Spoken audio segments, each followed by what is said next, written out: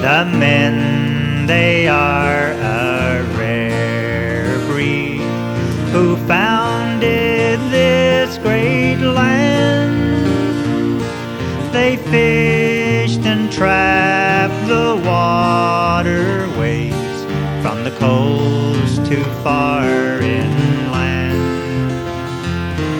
Their snowshoes streaked the endless plains from fall till early spring. When they set their traps, when they blazed their trails, you could hear their axes ring. Through the stormy winter days, they often went alone. For months and months they traveled so far away from home. It seemed that nothing stopped them, bold hearts one and all, not raging rivers or rapids or the mighty waterfall. They climbed the highest mountain, they faced the bitter cold to lay another trap line. The fur, it was their goal. In the spring when they returned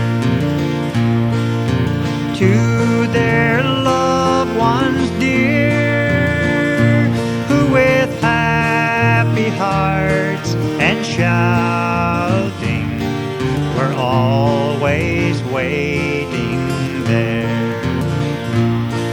You ask them why they've gone there, where no one went before.